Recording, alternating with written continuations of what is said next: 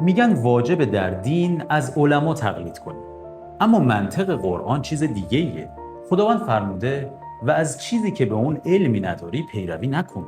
بدون تردید گوش و چشم و دل همگی مورد سوال قرار میگیرن.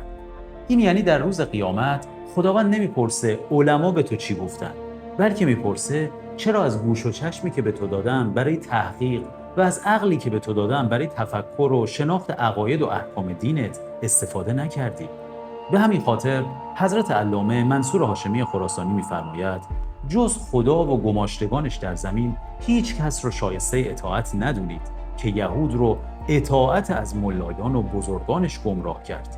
تقلید ریشه عقل رو میخشکونه و جایی برای تفکر نمیگذاره.